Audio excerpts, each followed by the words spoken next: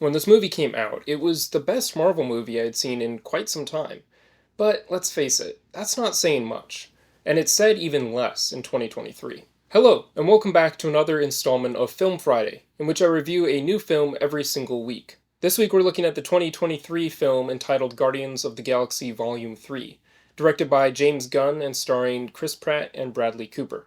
As always, this will contain some spoilers, so consider yourself warned. Let's get into it. The story picks up after the events of Infinity War and Endgame, and Star-Lord's sorrow at the death of Gamora was definitely a major plot point in this movie. But, in similar fashion to Volume 2 of Guardians of the Galaxy, this movie delves into a character's backstory. In Volume 2, we learned more about Star-Lord's father and how the Guardians came to be formed. In Volume 3, we learned more about where Rocket Raccoon came from, in a tragic and perhaps touching manner. In fact, it seemed at the time of this movie's release that the main reason a lot of people liked it and frankly defended it was because they got to see Rocket as a baby raccoon. But while this movie did have some moments of fan appeal and some genuine strengths, these were not enough to carry the endeavor as a whole, or make it anywhere near good. Now, I do have to give this movie some credit for the camera work, particularly during the action sequences. There was some fantastic maneuvering and stunt work performed there. However, these moments of good filmmaking stood out in stark contrast to the colorful, boring CGI mess that was the rest of the movie. Overall, this movie felt disorganized, vaguely emotional without really being so, and just strange. Honestly, when did Marvel movies get so weird?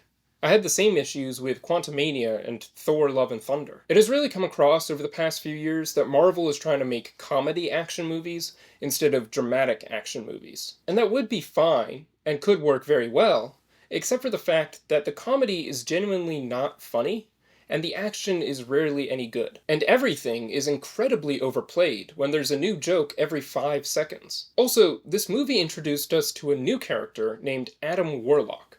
But his role in the movie was pretty much useless and rather contradictory. Warlock, who is played by Will Poulter, is introduced to us in the opening sequences of this film as an incredibly powerful being who is supernatural and potentially invincible. He then next reappears as a follower to this other figure named Evolutionary, who has power and control over him. And besides that, the character of Warlock only appears a few times throughout the rest of the movie, and is never again shown to be as powerful as they portray him in those opening sequences. Which, on the one hand, does not make much sense, because why introduce a character at the beginning of the film who's not going to really play a central role throughout the rest of the story? But, on the other hand, it still doesn't make sense, because if he really is as powerful as they show him to be at the beginning, then why is he, and his mother, I believe, subservient to that evolutionary guy? The latter certainly didn't come across as more powerful than Warlock. So, at the end of the day, there really wasn't much need for Warlock's character.